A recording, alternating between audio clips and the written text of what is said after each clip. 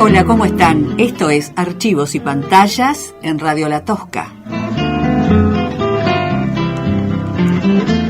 Radio La Tosca está ubicada geográficamente hablando en Santa Rosa La Pampa, en la calle Sarmiento, número 623, muy cerquita de La Laguna. Y nos podés escuchar en el 95.1 si no te acercás hasta esa dirección. Nos podés escuchar en la Julieta, en la Noblex, en la Carina, en la General Electric, en el 95.1. Y si tenés internet, ingresás por www.planbenoticias.com.ar. A la derecha de la pantalla ves la gráfica de Radio La Tosca, haces clic y nos escuchás estés donde estés. Mi nombre es Irene Meca, estoy con Nicolás Pérez, quien habilita o deshabilita nuestros dichos, nuestras comunicaciones telefónicas, nuestras músicas, organiza los archivos y juntos haremos el Archivos y Pantallas que viene dando cuenta desde agosto de 2011 de las remadas a favor del archivo de imagen y sonido de LU89, Televisión Canal 3, entre comillas, el canal público de La Pampa. Y todas, pero todas las alternativas, surrealismos, notas y trámites de esas remadas están en la página de Facebook llamada precisamente así: Proyecto Recuperación del Archivo de Imagen y Sonido de LU89, Televisión Canal 3. Se trata de plantear la necesidad de difundir, democratizar, socializar, permitir el acceso público, además de la conservación, de las imágenes que el canal, entre comillas, público genera. Nada más y nada menos. Acceder a documentos audiovisuales en imágenes con toda la riqueza que ello significa. Tenemos teléfonos 38 68 80, 38 68 81, o también podés escribirnos a imágenespampas@cpnet.com.ar, memoriapampeana@cpnet.com.ar. Son todas nuestras vías de comunicación y, por si fuera poco, los programas Archivos y Pantallas están en YouTube para que lo escuches a cualquier hora, a cualquier día, los revises, los critiques, los respondas.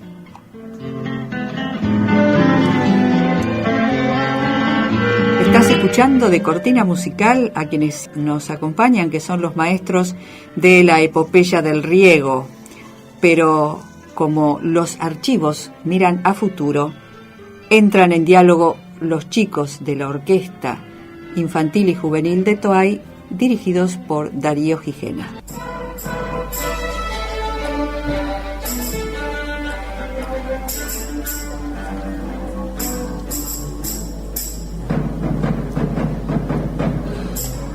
Esa es la producción musical cuya autora es nuestra pianista, destacada intérprete y maestra de música, Viviana Dal Santo, y estos archivos de los chicos tocando claro en el monte, dirigidos por Darío Gijena, se pueden comprender porque atrás ha habido una tradición de música y de maestros que han permitido ese acceso. Falta mucho todo lo que tenemos y todo lo que falta en educación musical.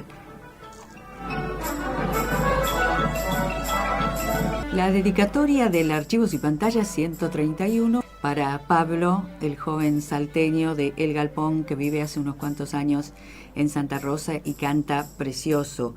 Canta las canciones del repertorio latino y el repertorio de Joan Manuel Serrat realmente muy bien. Vamos a la metáfora del plato hondo y comenzamos con frescura.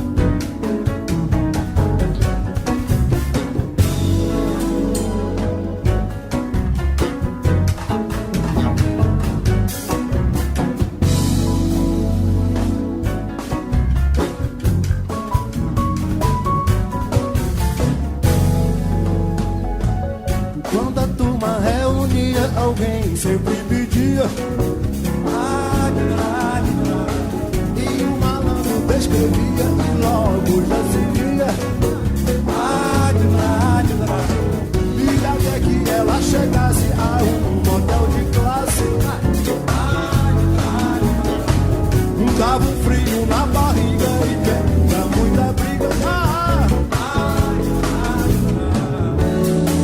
Nos espelhos ela se veste, dança nos olhos uma chacrete. Eu penso ela pior remédio. Mas o verdadeiro fato está dentro do quarto. Ele abre seu armário e vê o calendário. E se abraça em frente a ela, até o corpo dela. Desenhando na lapela a boca, o beijo dela. E nos espelhos ela se despe, dançar nos olhos uma chacrete. Eu penso ela pior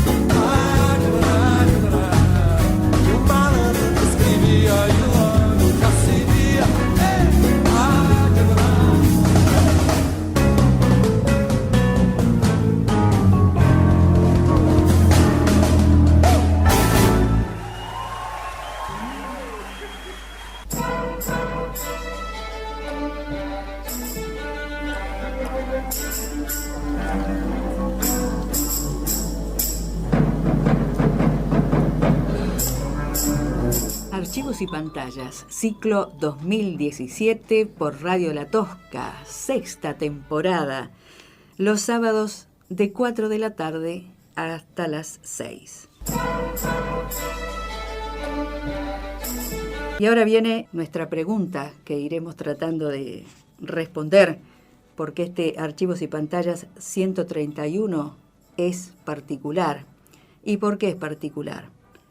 Porque en la primera quincena de abril se cumplieron 15 años de la disociación del patrimonio audiovisual de los videos de Canal 3, disociación que se produjo al trasladarlos, al migrarlos al Archivo Histórico Provincial, en nombre de una decisión que era acertada, que los archivos iban al lugar ideal.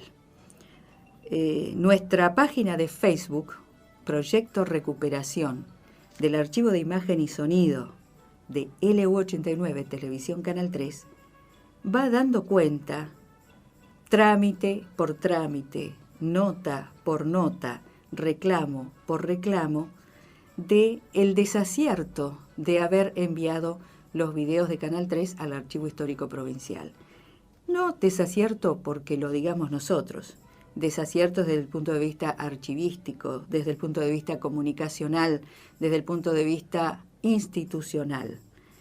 Dicen los especialistas, dicen los archivólogos, un archivo tiene que estar en el lugar que le da origen y sentido, en un lugar donde continúa nutriéndose porque se renueva todo el tiempo, porque crece todo el tiempo. En esa página de Facebook entonces vamos dando cuenta de los reclamos y vamos a dar especial cuenta de esto, porque en más de 30 años de democracia el canal público no tiene un lugar específico con las condiciones físicas que se requieren en cuanto a humedad y temperatura para guardar los videos, no tiene ese lugar hoy, mayo de 2017, y por qué no se accede a las imágenes que portan los videocassettes llamados formato U-matic en tiempo de los 80, después fueron los Super VHS y algunos Betacam, y eran los fílmicos en la década del 70. ¿Por qué no hay un espacio donde cualquier persona pueda llegar a Canal 3 y solicitar, después de haber mirado, como en cualquier biblioteca organizada, después de haber mirado la base de datos en una, en una computadora a disposición del público, ¿por qué no se puede acceder a las imágenes? De hecho, no hay un espacio para recibir la consulta pública. Entonces, pensando en las 3 décadas, más de 3 décadas, que han pasado en democracia sin que haya un espacio que articule con otros archivos, que se nutra con otros archivos, es que empezamos a pensar este programa y particularmente hacemos el hito en los 15 años, porque ¿qué es lo que se migró hace 15 años, abril de 2002, al Archivo Histórico Provincial? Videos en U-matic, en Super VHS, que necesitaban en ese momento, y era posible hacerlo, un cambio de soporte. Convertirlos a DVD para que todo el mundo los pueda consultar. Eso no fue hecho. Calculamos que hay unas 1000 horas que siguen sin tener cambio de soporte, sin que podamos conocer su contenido. Los videos U-matic, Betacam, Super VHS, durmiendo siguen en los estantes del Archivo Histórico Provincial. Y decimos desacierto para responder desde la ciencia, desde el campo académico, a políticas que se inscriben en políticas de desmemoria. Hubo una decisión en abril de 2002 de migrar todo y después no hubo decisiones de dar las audiencias que comenzamos a solicitar, más de 20 audiencias pedidas al poder político, especialmente al Ejecutivo, y ahí quedó la posibilidad hasta ahora, con anuncios sí, anuncios que no se concretaron. Hagamos una pausa para considerar qué son los tiempos con la hermosa voz de Malena Muyala y después seguimos tratando de comprender por qué no hay un archivo de imágenes en el canal público.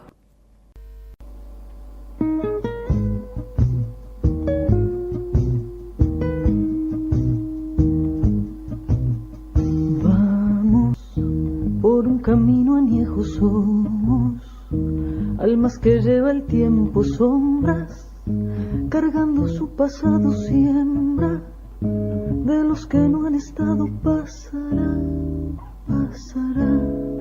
Deja que te susurre el viento, viaja, sin pena ni lamento todo, lo que creí perdido labra, las huellas del destino pasará, pasará. Pasa manos, pasa tiempo, pasa calles, paso yo, pasa el sueño y la vigilia, pasa el tiempo del perdón. Pasan padres, pasan vidas, pasa el día del amor, paso firme de las cosas que nos dejan.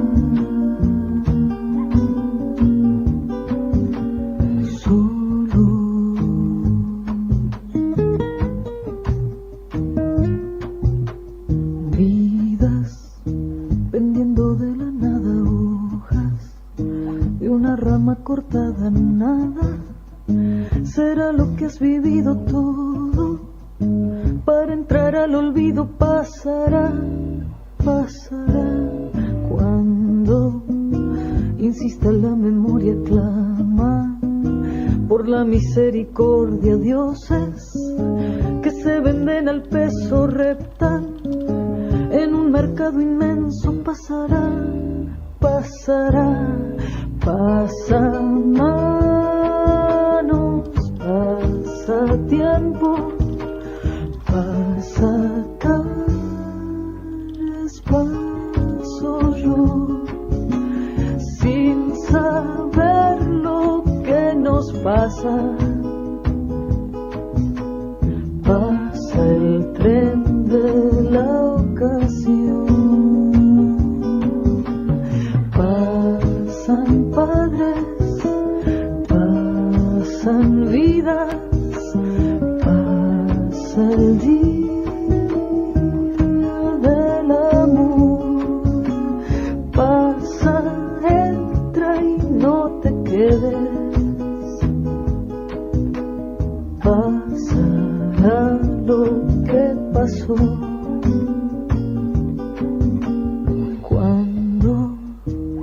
Se haya apagado solo, llevarás tu cansancio, manos, tejiendo la otra historia esa que borra tu memoria, pasará, pasará, ciega, la luz de lo deseado barre, lo tuyo y lo que has dado finge, la muerte distraída compra su pasaje de ida, pasará, pasará, pasa manos, pasa tiempo, pasa calles, paso yo, pasa el sueño y la vigilia,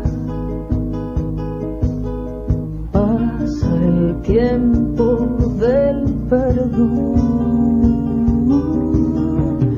Pasan padres, pasan vidas, pasa el día del amor, paso firme de las cosas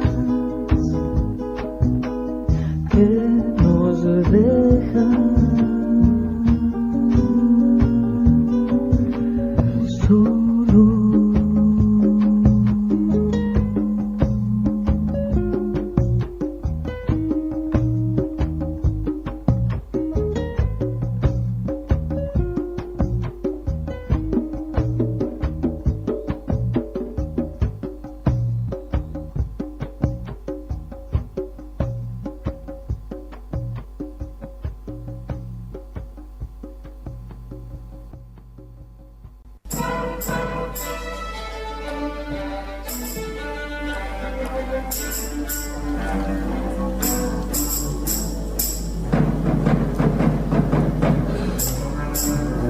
seguimos dando cuenta de esta configuración de la desmemoria en cuanto a archivos audiovisuales.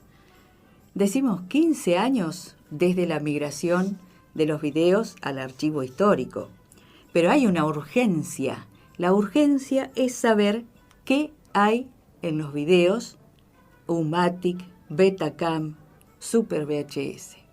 ¿Qué contenidos hay? Tenemos algunas hipótesis. Básicamente son contenidos que responden a una mirada oficialista. El canal ha naturalizado ser una herramienta del partido político de turno, o mejor dicho, de una línea del partido político de turno.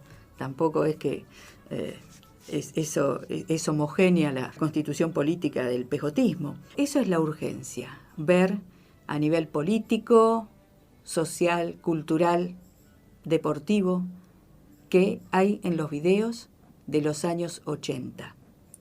Y de los años 70 se salvaron unas 80 horas de material fílmico, dicho por quienes trabajaron en el noticiero de los años 70 y quienes conocen de producción de esos tiempos con material fílmico. Los dichos son: se ha salvado solo un tercio de lo que podría haber en imágenes de los años 70. Ese material fílmico sí está convertido a DVD. Pero, insisto, necesitamos hacer una conversión de los años 80 y descubrir qué hay, qué se puede leer, qué se puede reponer de información. Ahora, volvamos al 2002. En el 2002, la decisión arbitraria, discrecional del director de turno, en este caso era Nicoletti, fue: hagamos un acuerdo con la Dirección de Cultura y que los videos vayan al lugar ideal. Esto es el Archivo Histórico Provincial. ¿Por qué decimos que fue discrecional y arbitrario? Porque no se consultó, y esto está dicho, no se consultó a archiveros, no se previó si había espacio o no había espacio. De hecho, no había ni hay espacio en el Archivo Histórico Provincial para hacer una sala de videos donde se pueda consultar y una sala para conservar específicamente. Están, digamos, toda la documentación está en guarda y conservada. Y aquí viene una de las contradicciones más penosas dentro de la Secretaría de Cultura del mismo gobierno, del mismo signo político. Se dijo: los videos van al lugar ideal en 2002. 10 años después, otra gestión. En el 2002 era la gestión Norma Durango, en el 2012 la gestión de Analía Caballero, y ante nuestras denuncias en la Fiscalía de Investigaciones respecto del deterioro del material, se le pregunta desde la Fiscalía a la Secretaría de Cultura cuál era la situación, y se responde: están en guarda. Eso es todo. Están en guarda. 10 años después, 2012. Tristemente no se cumplió, pero porque no se dieron los pasos pertinentes con consejos multidisciplinarios para llegar a un archivo orgullo del pueblo pampeano. Entonces, ¿qué ocurrió? Lo que hicimos fue, primero, oponernos como trabajadores de Canal 3. 2002.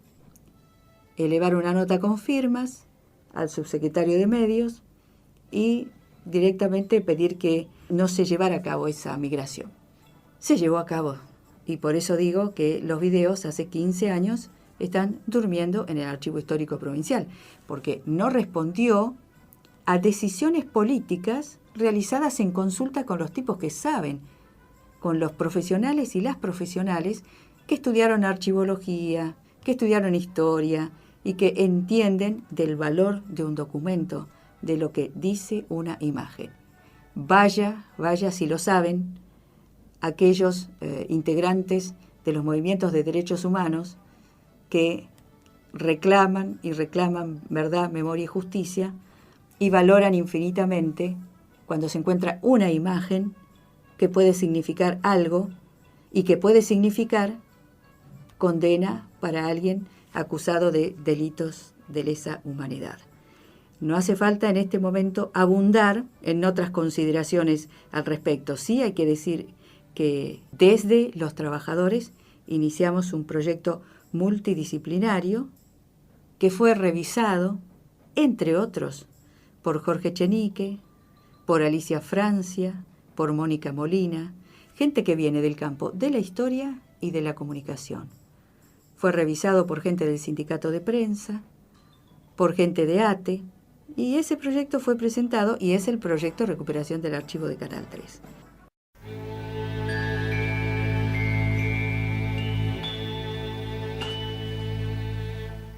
Juguemos en el mundo mientras el diablo no está. Diablo estás.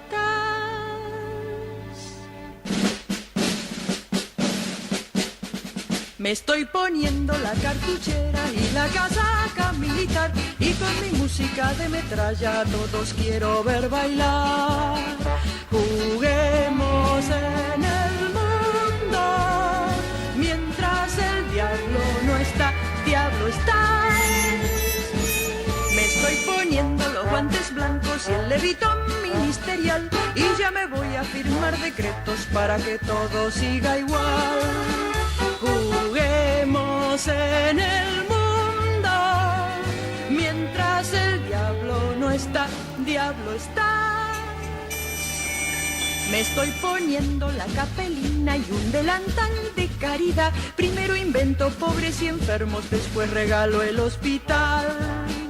Juguemos en el mundo mientras el diablo no está. Diablo está. Estoy poniéndome los anteojos y no termino de contar monedas de oro, billetes nuevos, cheques que nadie cobrará. Juguemos en el mundo mientras el diablo no está. Diablo está. Me estoy vistiendo de funebrero con una flor en el ojal para ir a ver la pornografía que es mi menor debilidad. Juguemos en el mundo mientras el diablo no está. Diablo está. Estoy poniéndome la armadura para el Congreso de la Paz. El que primero tire la bomba junto conmigo reinará. Juguemos en el mundo mientras el diablo no está. Sus obras y sus pompas, quien no las festeja, diablo estás.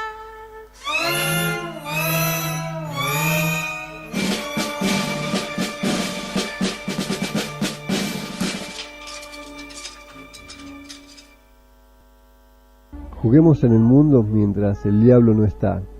Diablo, ¿estás? Me estoy poniendo la cartuchera y la casaca militar, y con mi música de metralla todos quiero ver bailar. Me estoy poniendo los guantes blancos y el levitón ministerial, y ya me voy a firmar decretos para que todo siga igual. Me estoy poniendo la capelina y un delantal de caridad. Primero invento pobres y enfermos, después regalo el hospital. Estoy poniéndome los anteojos y no termino de contar monedas de oro, billetes nuevos, cheques que nadie cobrará. Me estoy vistiendo de funebrero con una flor en el ojal para ir a ver la pornografía, que es mi menor debilidad. Estoy poniéndome la armadura para el Congreso de la Paz. El que primero tire la bomba, junto conmigo reinará. Juguemos en el mundo mientras el diablo no está. Sus obras y sus pompas, ¿quién no las festejará? Diablo estás, María Elena Walsh.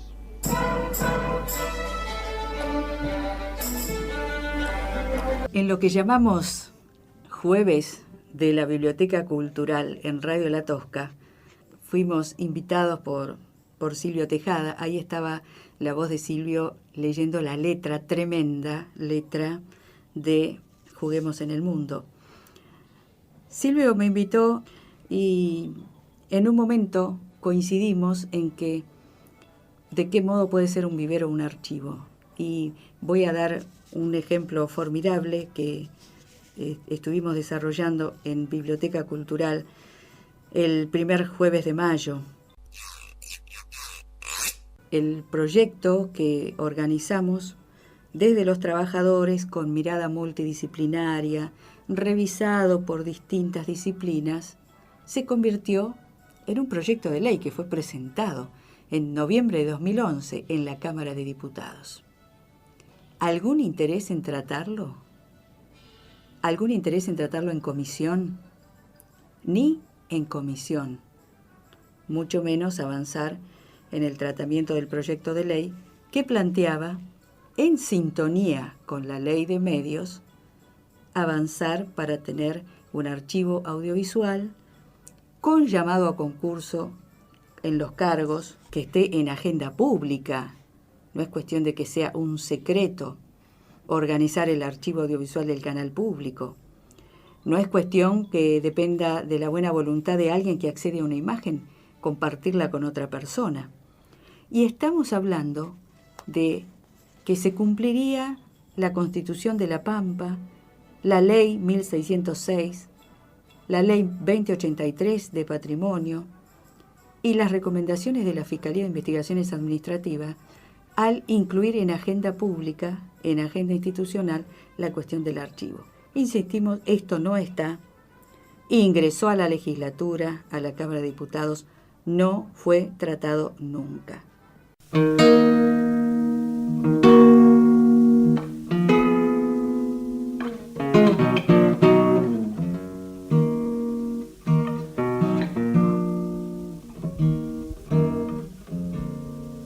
Entonces, ya contamos la dificultad de recibir respuestas por parte del Ejecutivo.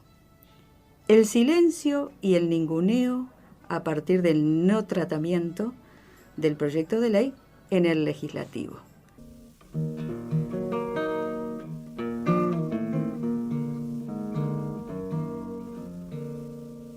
Vamos a venir al 2017. Si hubo recomendaciones de la Fiscalía en 2014 a fin de que se establezcan acciones para tener un archivo audiovisual, vamos a ver qué ha ocurrido. Vamos a leer puntualmente algún fragmento de lo que se ha ido diciendo, para no decir no tenemos interés. Se ha dicho que se iban a ocupar del archivo audiovisual las diferentes gestiones, pero siempre había otras prioridades. ¿Cuáles fueron? Membranas en los techos, reparación de baños. Tengo una nota que está en el sitio web lapampa.gov.ar, es decir, el sitio de las noticias oficiales, donde se dice: una nueva reparación se llevará adelante para el edificio de Canal 3. Esto es en la gestión anterior, es decir, en la gestión de Daniel Bilberger. Se informa que así textualmente cualquiera puede tipearlo a partir del buscador y encontrar esta información. Se dice que hubo un presupuesto asignado con un plazo de 150 días. Presupuesto 1.337.130 pesos. Un concurso de precios donde estuvo presente el director del registro de licitadores. En ese momento era Darío Subeldía, no sé si seguirá siendo, y el director que ya no es el director de Canal 3, Bilberger.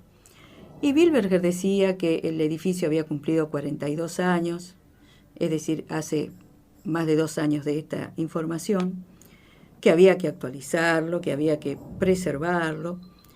Y entonces dice, cuando esté el nuevo edificio, albergará nuevas tecnologías y va a estar vinculado directamente al actual edificio y tendrán funcionalidad y continuidad. ¿Qué nuevo edificio? ¿El edificio que se anunció y que nadie conoce el proyecto?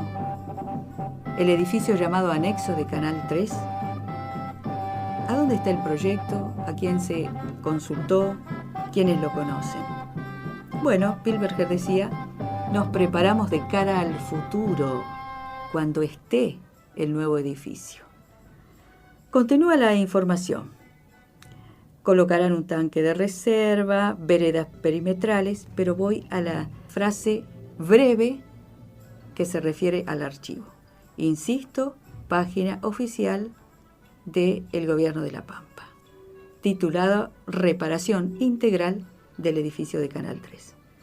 La frase breve y enigmática es: se reacondicionará el archivo con las medidas reglamentarias. Eso es todo lo que se dice del archivo. Se reacondicionará el archivo con las medidas reglamentarias. Recordemos, se había previsto 150 días, esto es historia antigua, con un presupuesto de más de 1.300.000 pesos.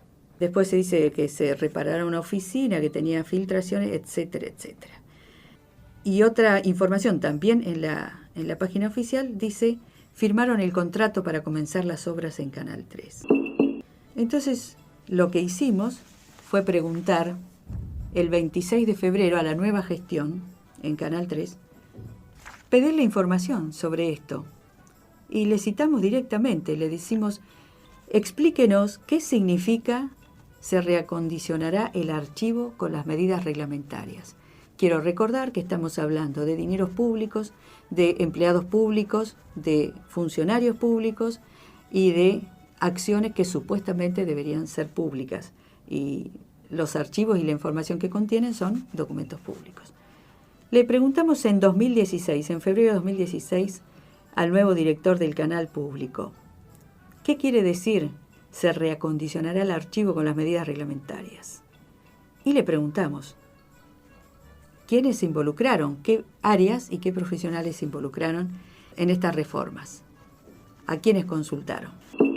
¿Qué nos enteramos ahora, en abril, cuando volvemos a decirle al director del canal que no nos había respondido y le elevamos una nueva nota para que nos respondiera? ¿Qué nos dice verbalmente Mario Sciarris?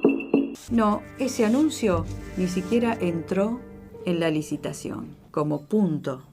Conclusión, fue un anuncio más de tantos que se hacen, pero nuestra intención es no naturalizar, que se anuncien obras y después no se concretan. Se dice, se anunció la obra, se adelantó el dinero y, bueno, en el caso de Canal 3, lo que sabemos hasta ahora, a partir de abril 2017, que las informaciones sobre reparación integral del edificio de Canal 3, así anunciado, ni siquiera estuvo en los puntos de la licitación. Un respiro musical y seguimos dando cuenta de estos 15 años de la disociación de los videos del Canal 3 migrados al Archivo Histórico Provincial.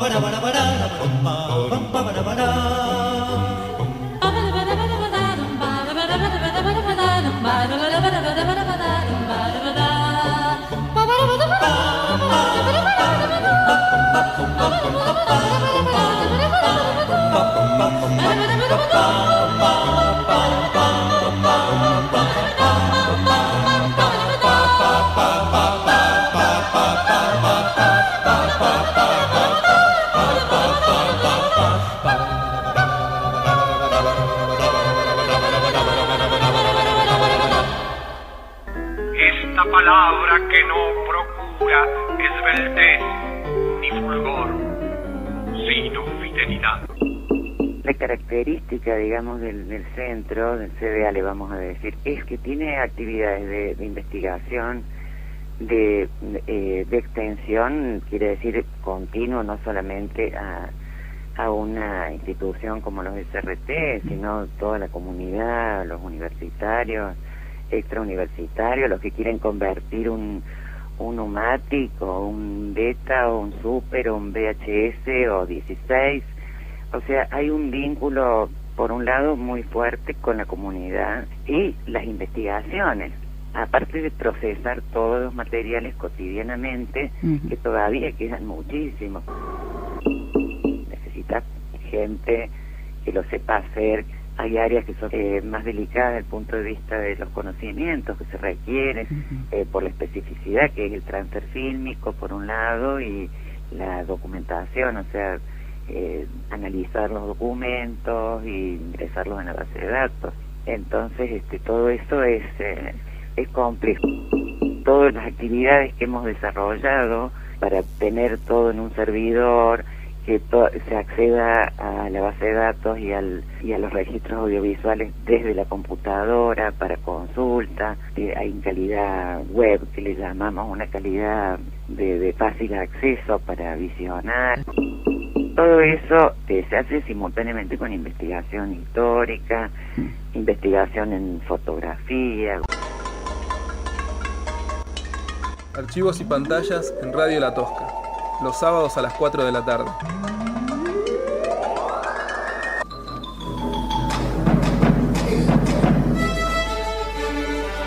Estábamos hablando de la palabra vivero y las posibilidades que tiene un archivo audiovisual, y allí estabas escuchando a la directora del Centro Audiovisual de la Universidad de Córdoba, el Centro de Documentación Audiovisual, que funciona en el predio de la universidad, explicar eso, que van estudiantes y recogen información. Otras personas llevan videos y se les hace un cambio de soporte y se deja una copia para el Centro de Documentación. Y a la vez se hace investigación histórica, se hacen investigaciones desde el centro. Entonces, después, ¿qué se hacen con esas investigaciones? Y se elabora un libro y se lo presenta, o se hace un tipo de presentación artística de otras características. Por eso hablamos de que un archivo es un vivero. Y esto lo desarrollamos ayer en Biblioteca Cultural, cuando Silvio Tejada contó que iba caminando por una de las calles de Santa Rosa y había un cajón lleno de fotografías en slides de diapositivas, y lo que indicaría es que eran de una institución oficial. Lo que dijimos es lo que hay que hacer cuando en una institución se quiere decidir si algo debe quedar en la institución o no. Hay que llamar a un archivólogo. Entonces, desde el punto de vista multidisciplinario, con varias representantes de disciplinas, se establece, ¿hay suficientes copias de este documento? Entonces se puede tirar, pero desde postulados científicos, archivísticos, hay una seriedad en el abordaje de qué dice ese documento, y bueno, y si hay copias, sí se puede llegar a tirar alguno, pero dejando expresa constancia de esa decisión. No es una decisión de un jefe de cualquier repartición que dice, che, acá hace falta más espacio, esto tiralo, o esto arrumbalo en la piecita de atrás, en el depósito de atrás. Porque es un delito, pero tristemente todavía en Argentina no avanzamos en conciencia masivamente, digo, sí, la conciencia está en grupos con ámbitos muy específicos, no avanzamos masivamente en conciencia del valor de los documentos. Vamos a tratar de, si tenemos tiempo, de poner en aire la voz de quien fuera la responsable de jerarquizar la carrera de archivología, Ana Schleicher, que también desarrolló su actividad profesional en Córdoba.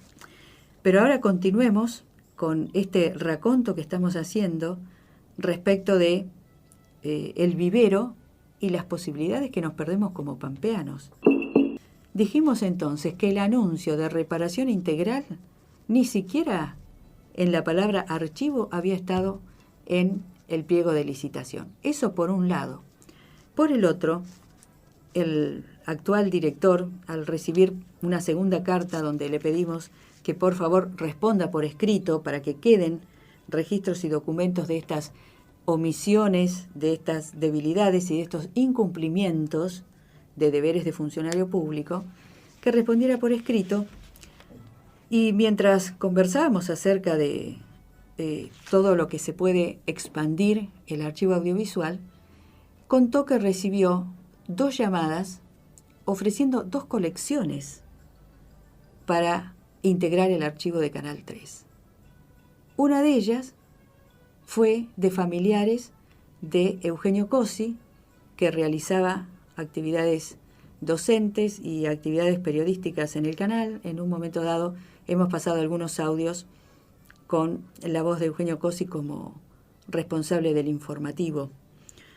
Y entonces la familia ahora quiere que todos los videos que Eugenio Cosi se llevó a la casa en nombre de salvarlos, porque no había lugar donde dejarlos con seguridad en la institución Canal 3, bueno, quiere, digamos así, donarlos de alguna manera.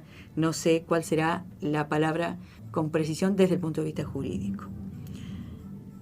Y después, el interés del responsable del programa Dar la Cara, Logia, que también quiere que venga al canal eso que pertenece al canal, porque en todo caso son coproducciones. ¿Qué ha puesto el canal para estos programas? Y ha puesto a los trabajadores, ha puesto las cámaras, los micrófonos, las luces, el espacio, el estudio. Hasta ahora, ¿cuál ha sido la respuesta por los dichos de Mario Sciarris, que esperamos que los diga por escrito para poder ampliar nuestras denuncias y fortalecer todos los reclamos que venimos haciendo? No tenemos espacio. Abril 2017, no tenemos espacio. Vamos a continuar en un ratito con algunas reflexiones sobre la memoria, pero ahora, frente a esta perplejidad, lo que pedimos es al gobernador que nos dé las audiencias multidisciplinarias para que estén las voces de los que tienen que hablar del archivo audiovisual, en general de la memoria colectiva. A los funcionarios menores les pedimos que respondan las notas, que Sciarris por escrito nos cuente esto para tener registros para tomar como fuentes y citar. ¿Quién sería la autoridad de aplicación para el archivo de Canal 3? El Archivo Histórico Provincial.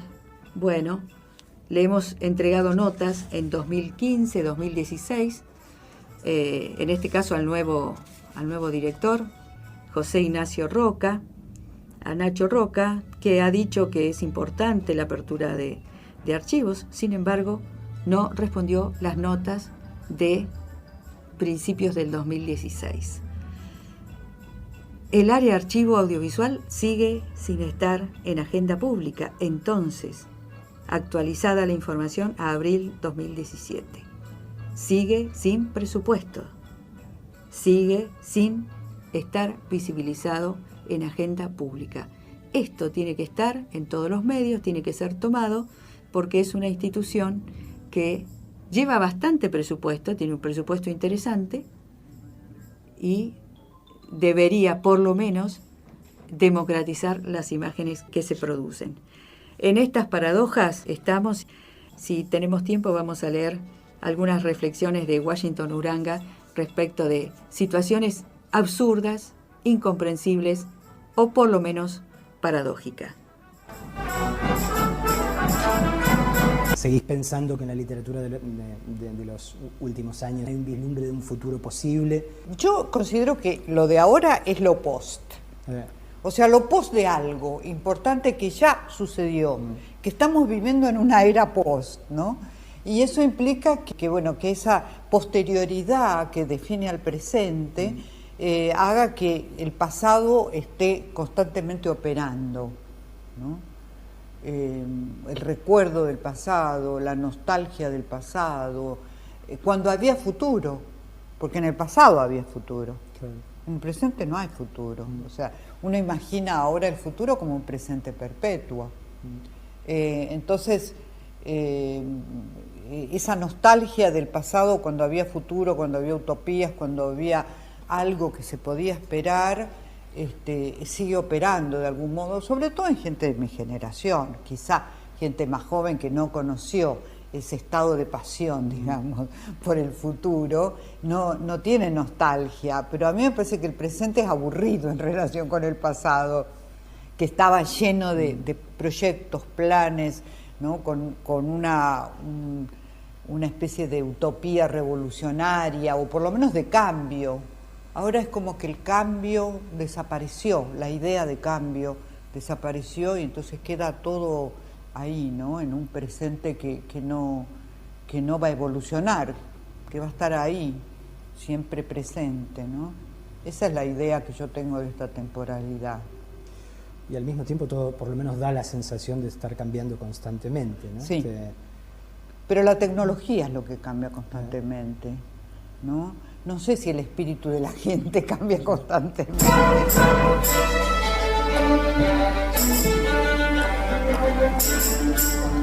Impactantes reflexiones de Josefina Ludmer, crítica literaria, pensadora, y esta cuestión de los tabiques, pasado, presente y futuro, y ella plantea que que en este momento parece que existiera un presente perpetuo. Y ella dice que es aburrido, y lo que nosotros aportamos es que es sumamente injusto. Si antes lo pensábamos a un tiempo como pasado, había proyectos y planes a futuro, y entonces se planteaban las utopías. Y hay sectores que todavía siguen creyendo que eso es posible. Es cierto que las tecnologías son las que cambian, pero lo que intentamos desde la activación de archivos, es decir, el hoy se comprende con eso que llamamos pasado. No estamos haciendo grandes tabiques, pero tampoco estamos cayendo en la idea de un presente perpetuo y de algo así amorfo o sin mayores perspectivas y, sobre todo, tal cual lo señala Josefina Ludmer, sin pasión. De modo tal que continuaremos con estas indagaciones sobre qué hacen los archivos cuando activan algo que se llama pasado, pero que debe impactar necesariamente en el presente. Mientras tanto, si de pasión se trata, vamos a escuchar a un apasionado del jazz como Enrique Mono Villegas e intentaremos establecer comunicación con el profesor Aníbal Aldo Copes.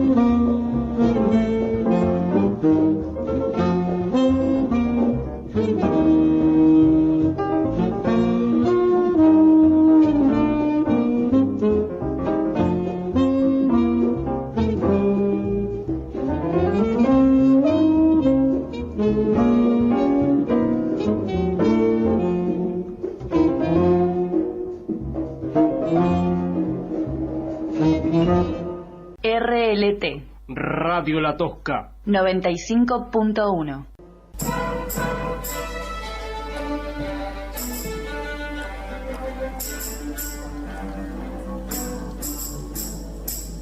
Archivos y Pantallas, ciclo 2017 en Radio La Tosca.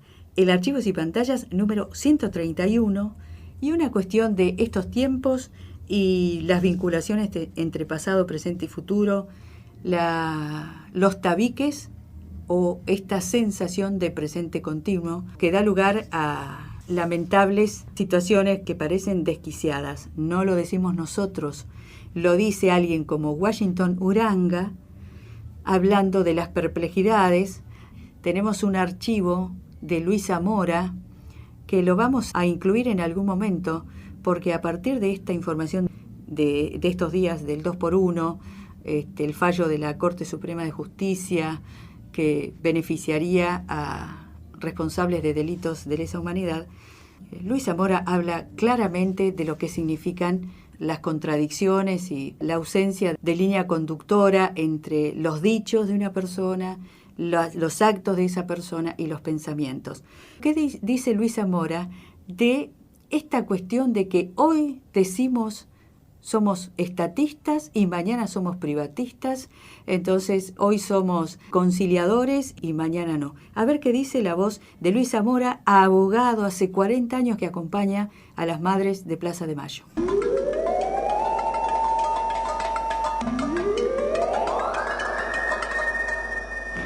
Después de 40 años de intervención en los juicios, yo he visto juicios de la dictadura que nos rechazaban a los habeas corpus y después empezaron a escuchar a los militares en la época de Alfonsín. O sea que sorpresas no tengo sorpresas. Ninguna. No, ni me sorprende Jaito de Nolasco, no me sorprende ninguno de ellos, tampoco Rosati, ni Rosenkrantz, ni ninguno. Rosenkrantz trabajó con Niño.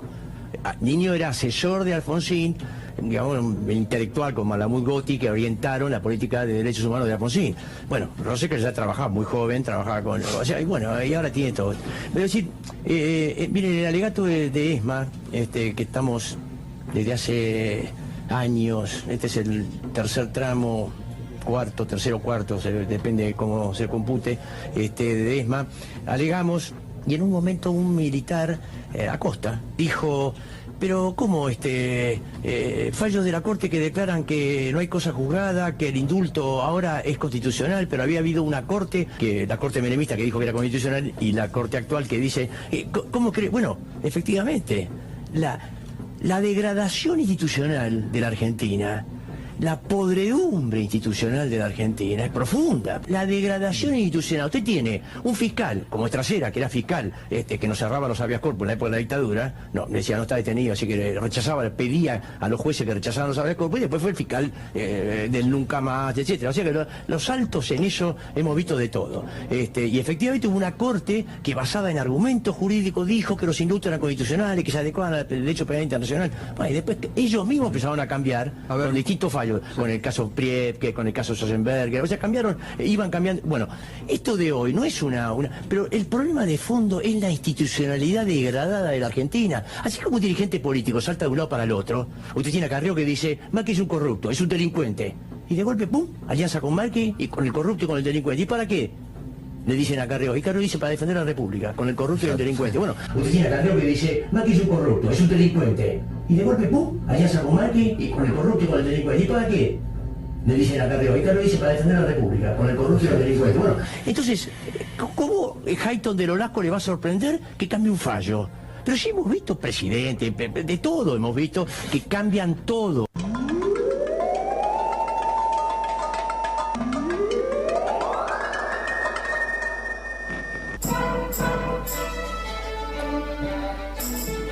De acuerdo a la perspectiva de Luis Zamora, no deberíamos entonces sorprendernos, pero no queremos convertirnos en gente que naturaliza esa disociación entre los dichos y los hechos. De acuerdo a Zamora, entonces no deberíamos sorprendernos del anuncio oficial, se reparará integralmente Canal 3 Y resultó que después nos enteramos de que ni estuvo en la licitación el punto, las medidas correspondientes para el archivo del canal.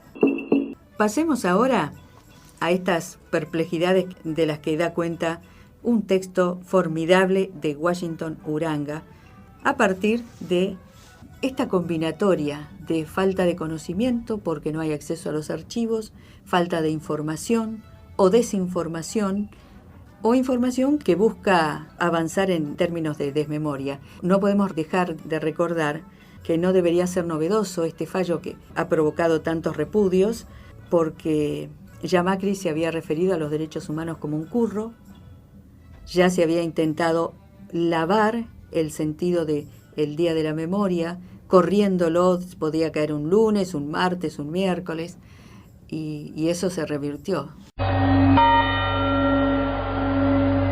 Vamos a leer lo que dice Washington Uranga, profesor en la Universidad de Buenos Aires, profesor de comunicación y estudioso, que escribe en página 12. Dice Washington Uranga: el tiempo que vivimos en la Argentina suele estar plagado de situaciones que pueden resultar absurdas o sencillamente incomprensibles. Solo cabe el asombro o la indignación.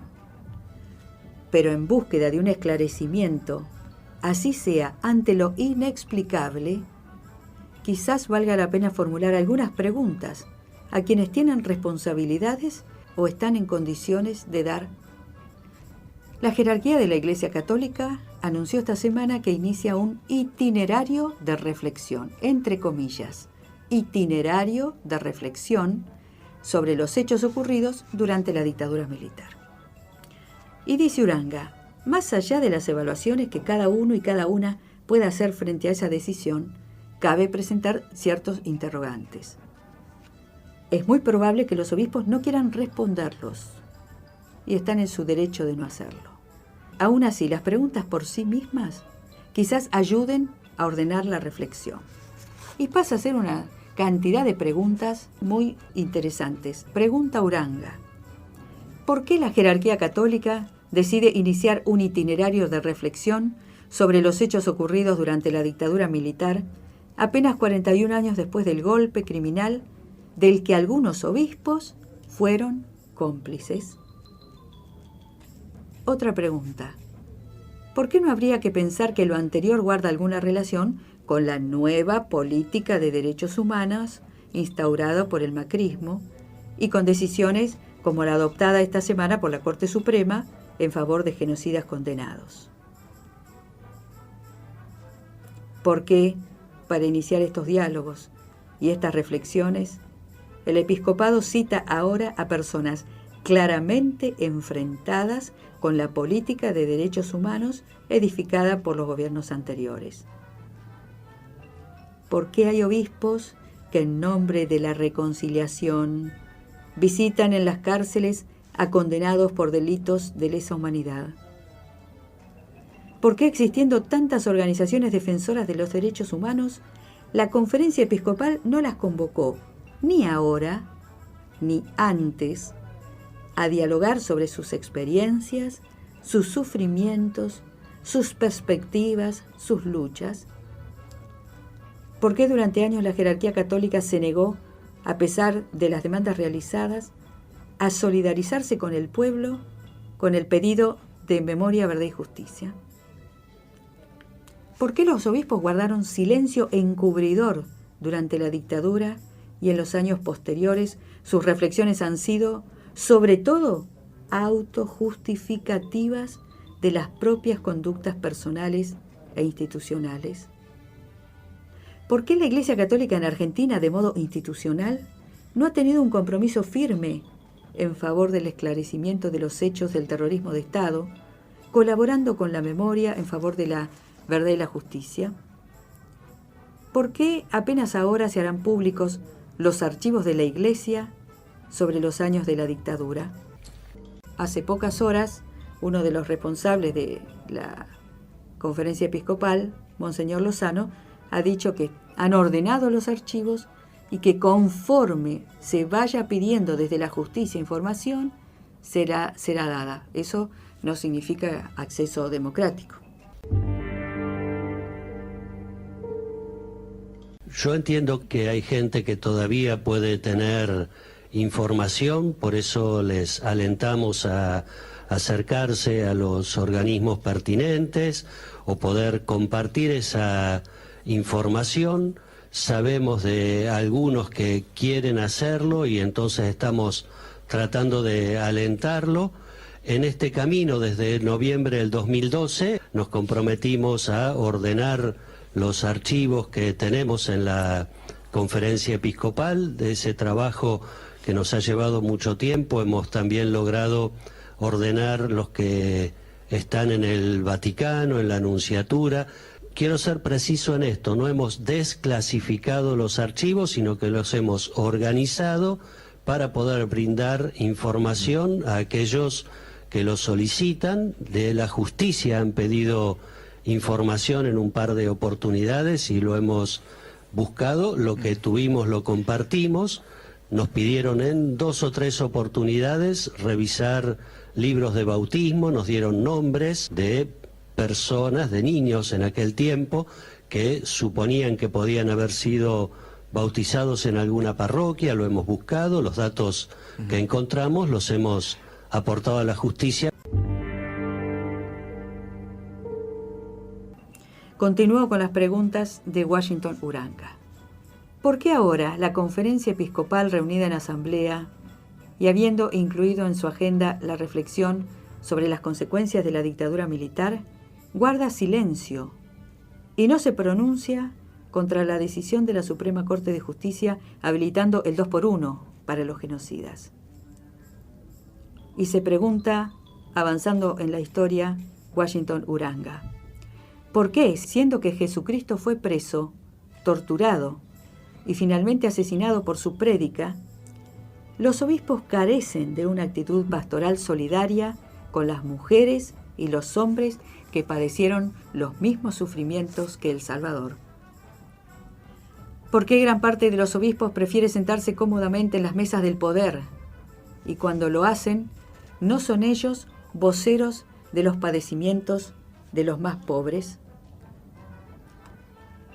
¿Por qué muchos obispos siguen hablando de reconciliación sin tomar en cuenta que la más ortodoxa tradición cristiana demanda que para arribar a este objetivo, a la reconciliación, tiene que haber justicia, reconocimiento del error, entre paréntesis, le hace pecado, y reparación del daño causado?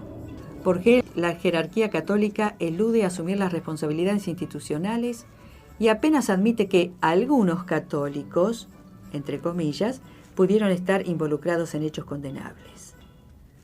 ¿Por qué la Conferencia Episcopal no explica ante la sociedad y ante sus fieles los motivos por los cuales en el seno del propio episcopado fueron acalladas las voces disidentes y proféticas de los también obispos Jaime de Nevares, Miguel Gesaine y Jorge Novak?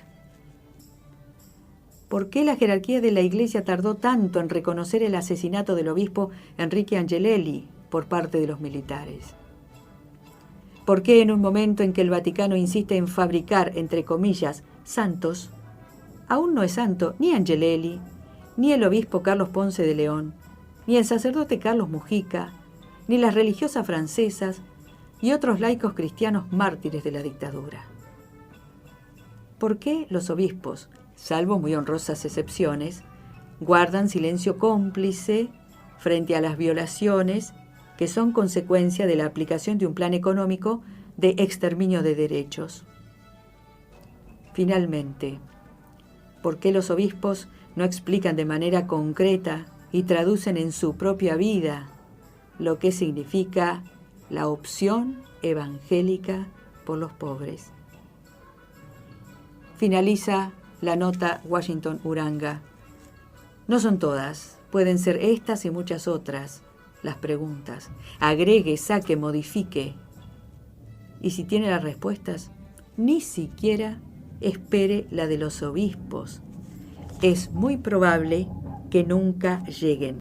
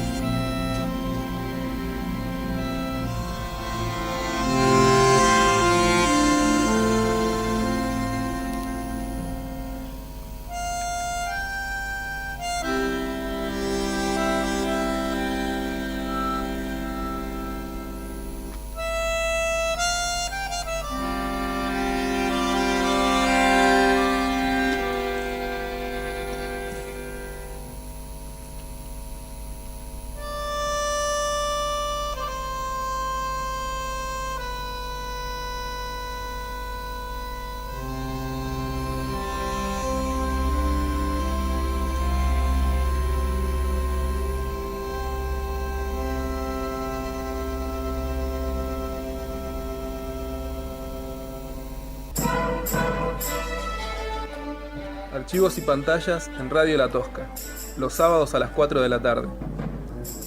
Y tenemos un pequeño audio para vincular el acceso a las fuentes como una herramienta para avanzar en justicia, un pequeño audio de Silvia Bleichmar, la psicoanalista que toda la vida estuvo tratando de plantear esta cuestión del pueblo argentino que no buscó venganza, sino persistentemente reclamos de justicia. Ahí está la voz de Silvia Bleichmar.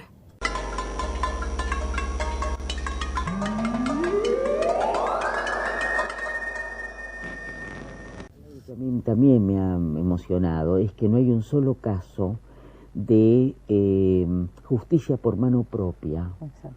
Y de venganza. No hay un solo represor ajusticiado por una madre, por un hijo, por un hermano de los torturados y desaparecidos. Es un ejemplo de responsabilidad y de grandeza y de confianza en la justicia y en la construcción de la justicia. Pese a todo, que a mí me parece extraordinario. Entonces nosotros somos transgresores en pequeñas cosas. Pero a veces hemos aprendido, digamos, sobre todo una parte de nosotros, no sé si todo el país, a plantearnos cómo construimos relaciones diferentes. Y este ejemplo de que no haya un solo caso es muy conmovedor, porque yo digo por ahí en el libro que la venganza es la hija mal parida de la injusticia. Y en la medida en que se ha seguido buscando justicia es muy, muy conmovedor ver que no se han operado grandes transgresiones desde el punto de vista de la construcción de una nueva conciencia de justicia.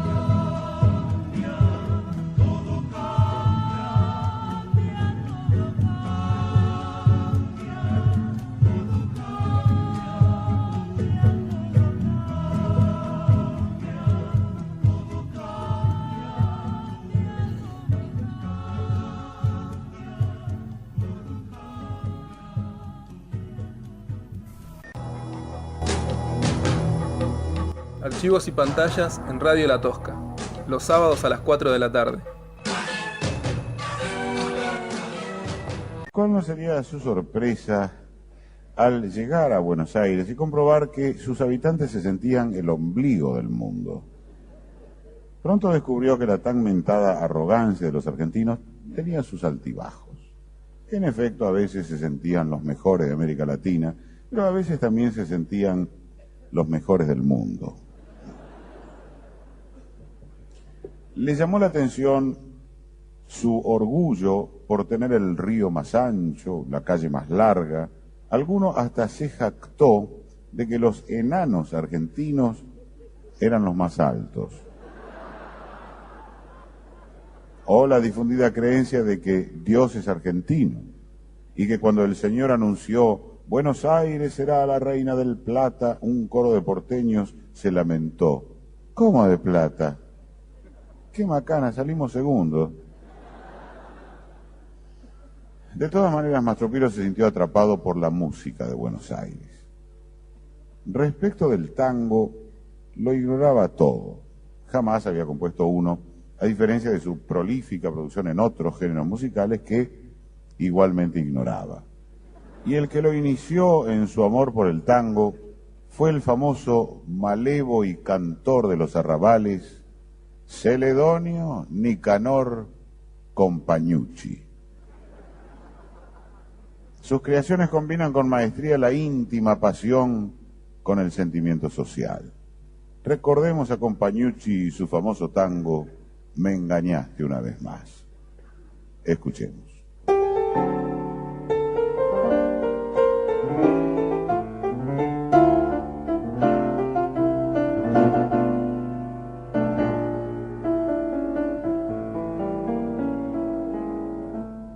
Tango argentino. Recuerdo, rezongo, rencor, remordimiento. Todo con re. Tango argentino, tango reo, tango rión, tan gordito. Tango argentino de amores contrariados, de hombres de verdad, hombres de hierro, de minas fieles, minas de hierro, minas de carbón, minas de cobre, minas gerais. Tango argentino, símbolo, tarjeta de presentación. En cualquier rincón del mundo resuena un tango y a su alrededor se levanta un murmullo. Cuidado, argentinos.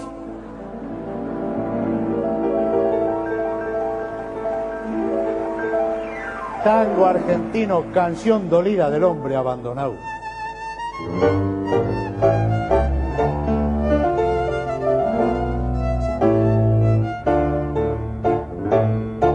Hiciste mil promesas de un futuro mejor, que todo cambiaría y que habría paz y amor.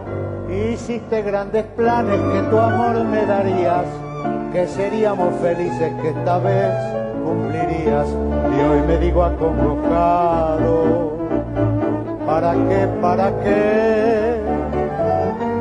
Si nada ha cambiado, ¿para qué te voté?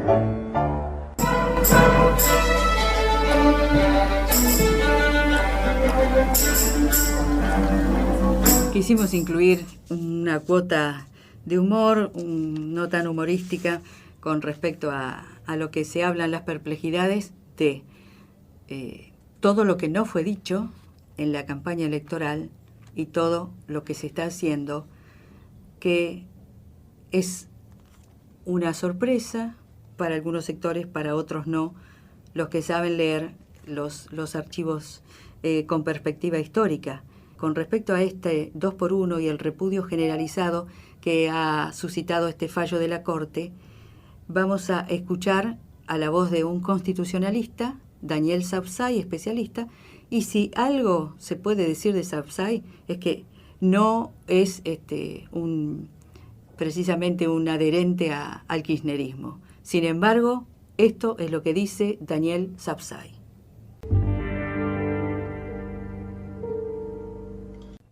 Ante todo, los delitos de lesa humanidad tienen un tratamiento particular. Si uno quiere interpretar alguna de las características a partir de la igualdad con los otros, se está equivocando, porque si son imprescriptibles, si no pueden ser amnistiables, si no pueden ser indultados, bueno, es lógico que tampoco puedan ser objeto del 2x1.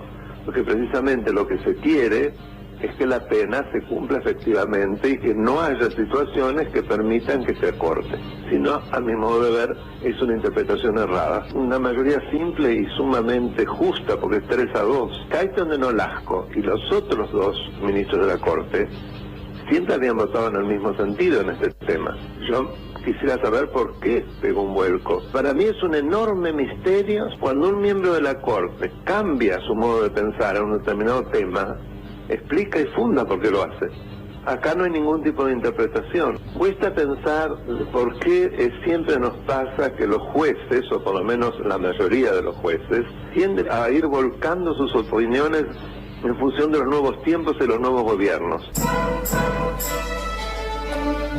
Estamos en comunicación con Aldo Copes. No vamos a hablar de este 2x1 ahora, porque lo habíamos convocado para hablar de algo que tiene relación con los archivos, porque Aldo Copes tiene una diferencia con aquellos que en los pasillos dicen qué difícil que es encontrar información pública. Lo que hace Aldo Copes es insistir, reclamando acceso a la información y va generando algunos antecedentes para facilitar ese tránsito a la información pública. Aldo es economista, es docente y es un gusto. ¿Estás ahí, Aldo? Sí, hola, buenas tardes, Irene. ¿Cómo estás? Según el contexto en que me hice esa pregunta, la verdad estamos muy mal. Pero condenados por Ortega y Gasset, no, por nuestras circunstancias.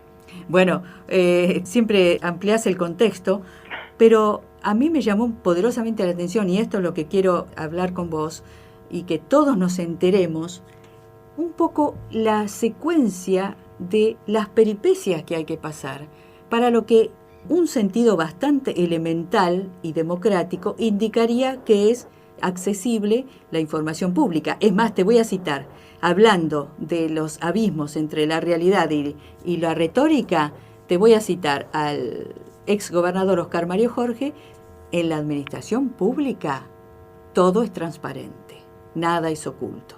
Pero queremos entonces que nos cuentes cómo es esa secuencia de bloqueos y de cinismo de funcionarios que no sienten ninguna molestia en su conciencia al bloquear información.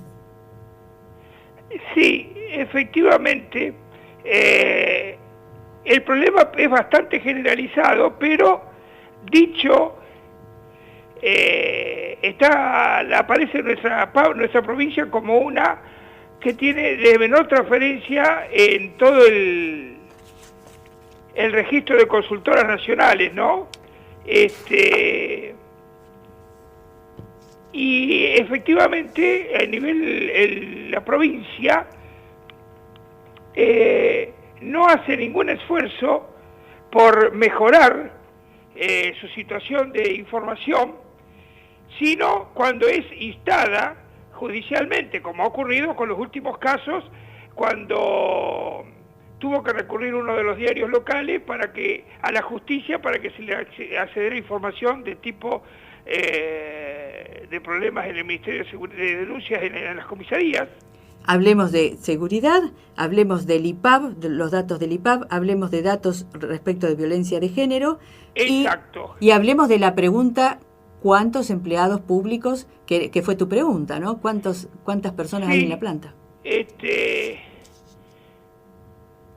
Justamente, mira, estoy leyendo declaraciones del propio fiscal Carola, al que hemos tenido que recurrir, más de uno, para que se abrieran los bolsillos de información.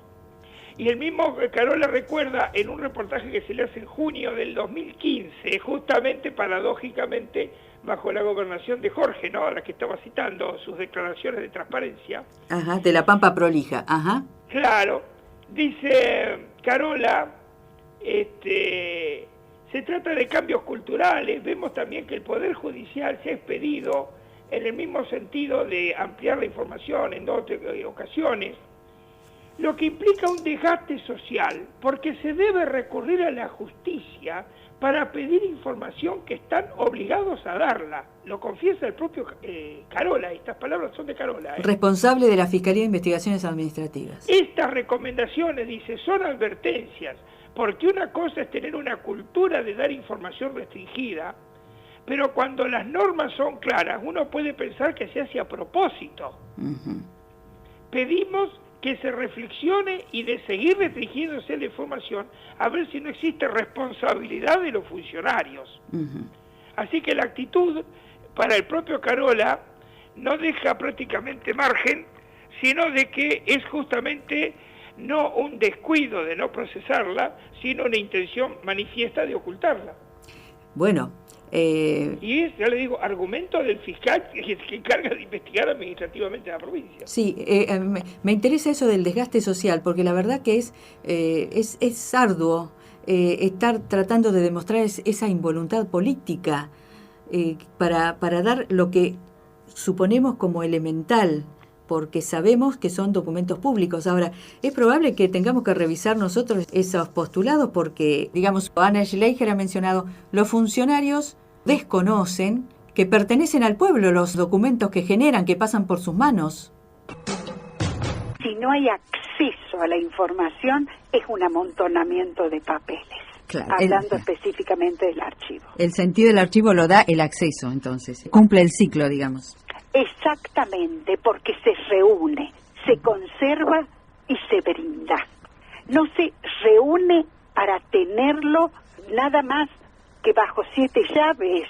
Los funcionarios no son conscientes del valor de los documentos que ellos producen. Esos documentos pertenecen al pueblo. Exactamente. Es dramático que la información debe ser brindada de una manera activa y sin que sea necesario pedirla, Claro. Y encima con los recursos tecnológicos actuales. Estoy citando otra vez al fiscal Carola, La información debe ser brindada en forma activa, es decir, debe arbitrarse en los medios para que la información fluya sin necesidad de que el ciudadano tenga que estar pidiéndola específicamente. Bueno, me parece que vamos a tener que hacer volantes con ese tipo de citas para comprometer a los funcionarios a que visibilicen los datos que uno está pidiendo. ¿Cómo fue tu experiencia con... ¿qué solicitabas vos? ¿Qué información solicitabas respecto de la planta del aparato estatal? Bueno, sí, el último pedido de la planta era la dotación de personal con indicación de la categoría escalafonaria por cada unidad de ejecución presupuestaria, algo que es elemental para hacer un análisis de gestión. El ejemplo, la inquietud había nacido justamente porque todos los días abrimos un diario y nos enteramos de que en tal o cual centro asistencial de salud, o falta esto, o no se brinda aquello, o no anda la ambulancia, o no tiene chofer. Así que un indicador normal que se me ocurrió pedir al Ministerio de Salud en ese momento era que me indicara por cada centro asistencial la dotación de personal con indicación de la categoría profesional, escalafonaria que tuvieran, para poder apreciar cómo estaba dotado a los efectos de brindar el servicio. Algo muy elemental. Claro. Las caras de los funcionarios eran de terror cuando me presentaba personalmente a pedirlas, ¿no? Ajá. Un dato que era elemental porque si uno entra a la página del Ministerio de Salud, hay unos extraordinarios organigramas que tienen que haber salido justamente a partir de el diseño de la dotación de personal en cada una de las unidades. Pues no, detrás de esos organigramas hay un vacío total. Claro. Nadie puede dar cuenta, y estoy hablando de justamente humanidad, yo no estoy hablando de pesos, que fue la primera cuestión que tuve, ¿no? Acá solamente quería saber si cada unidad de salud estaba dotada como para brindar el servicio, que esos organigramas que publica el gobierno, que son dibujitos, no de gusto, han ganado el calificativo algo peyorativo de ravioles, ¿no? Claro. Sí, sirven para el dibujito nada más y quedan lindos. Claro. En cuanto al vacío de los organigramas, se conoce también, todavía resulta llamativo esa reticencia que pareciera como que lo toman como algo personal, ¿no? Sí, lamentablemente cuando uno mira ya la edad que tiene uno, los rostros de estos que hoy son funcionarios y piensa, ese chico a los 18 años, en algún pueblito de La Pampa, en Guataché o en Trenel, era un jovencito, uno más, que jamás se le podía a uno pensar, ese niño cuando tenga la oportunidad accederá a un cargo público para ocultarle a su vecino los fondos de gestión que maneja. Claro. Nunca se imaginaría uno. Sin embargo, hay algún tipo de proceso, no sé si calificarlo de alquimista, por lo cual la transformación hace que ese mismo jovencito pueblerino, una vez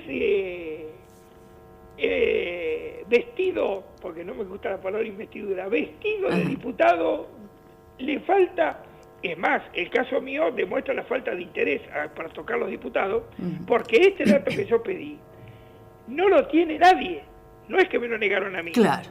Lo cual me da mucha curiosidad de saber qué poca curiosidad tuvieron a su vez los diputados, que a ninguno le interesa el tema de la ejecución presupuestaria.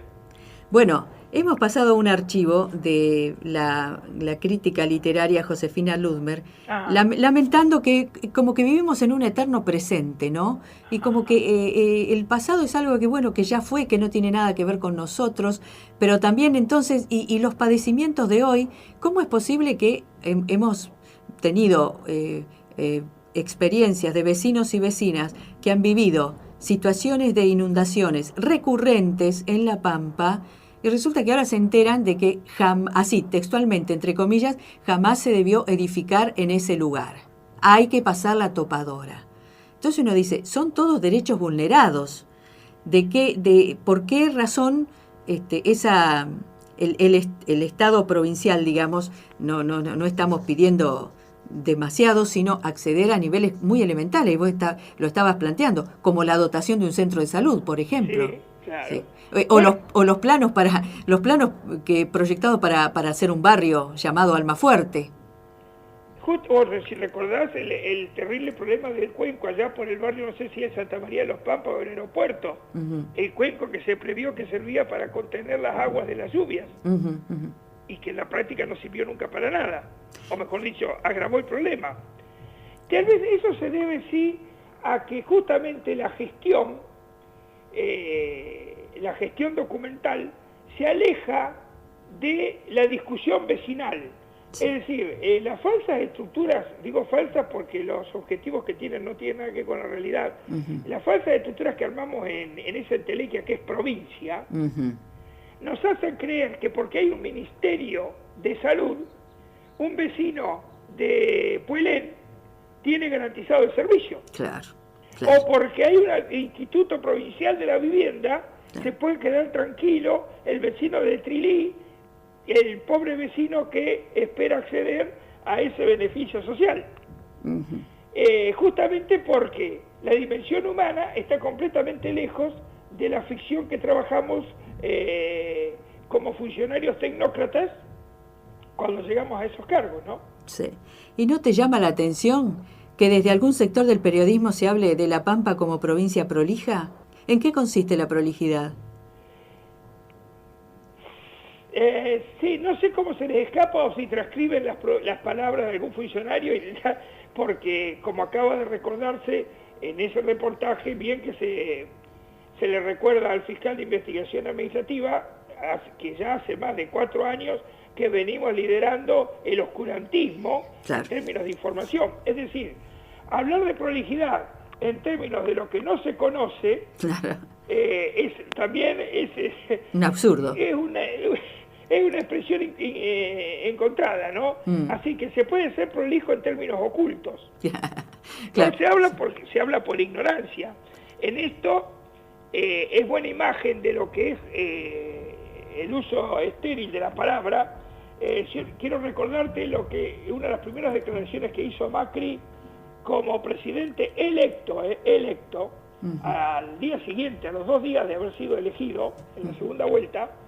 Se le pregunta, ¿y usted cómo entiende que va a ser esta transición? Y también con toda soltura, muy suelto de lengua, como a él se le ocurre decir, y entiendo que va a ser prolija.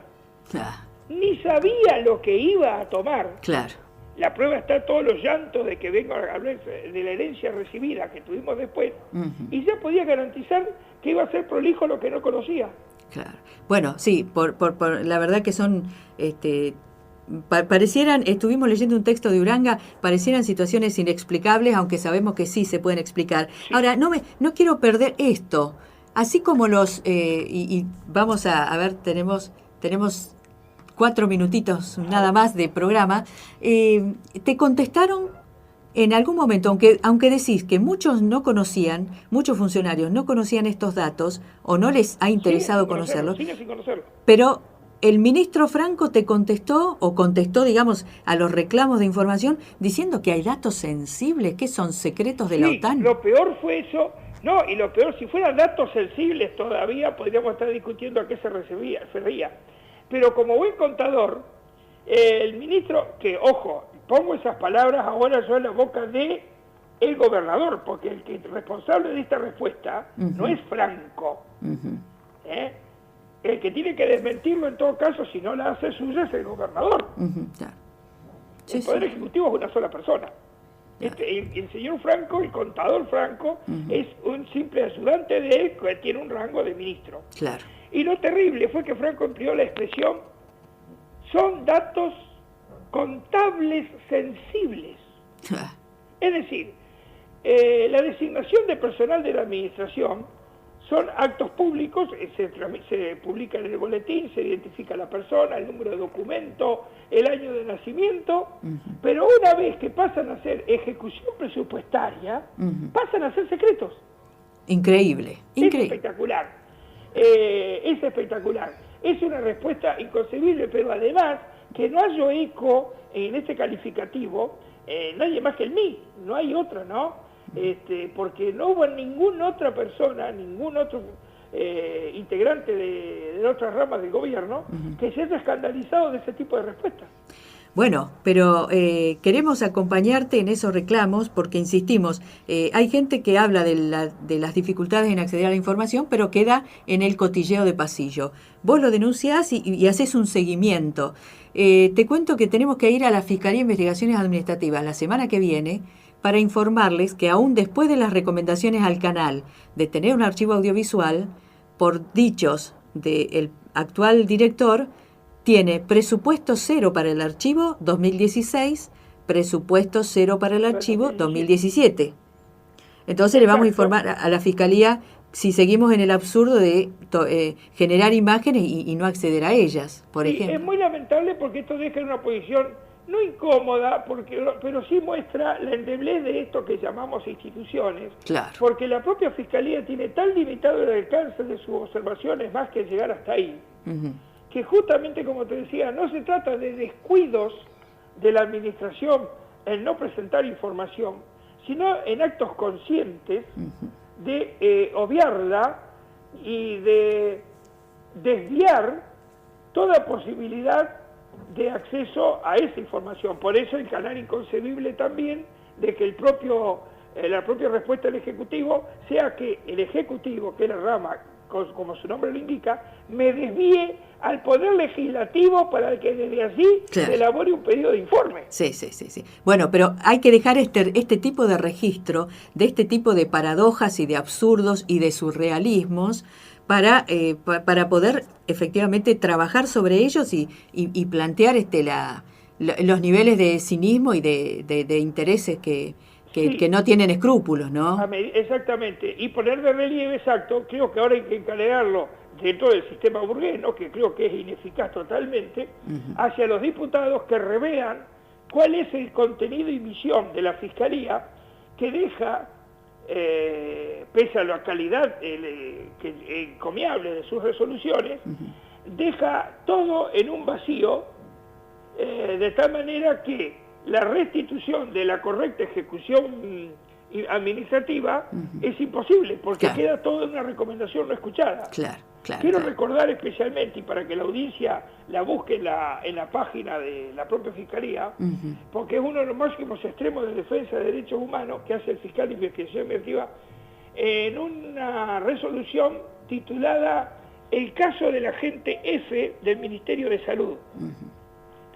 que es un caso terrible de una situación de un empleado del Hospital Lucio Mola que vive una situación extrema de pobreza y de muy pobre atención de hijos discapacitados, Sí. y en esa resolución el fiscal le pide al gobierno de la provincia, le pide al Ejecutivo, que ante todo le garantice condiciones de vida digna al personal y luego hable de aspectos reglamentarios.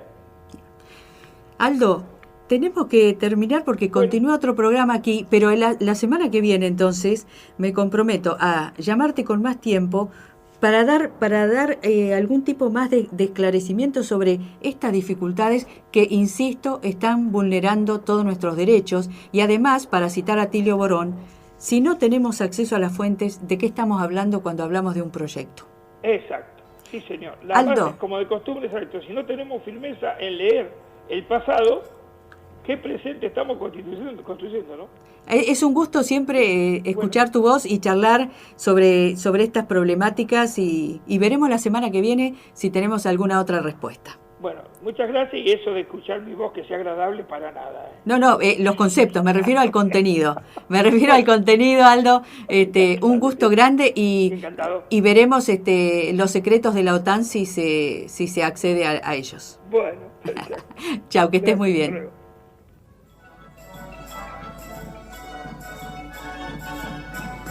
Nos estamos despidiendo como siempre, porque los archivos miran más hacia el futuro que hacia el pasado, con los chicos de la orquesta. Muchas gracias, Nicolás Pérez, por acceder a esta comunicación tan grata con Aldo Copes. Muchas gracias por organizar los archivos y habilitar nuestros dichos y nuestras músicas. Mi nombre es Irene Meca. Volveremos el próximo sábado en el ciclo 2017 de los archivos y pantallas a las 4 de la tarde. Chao.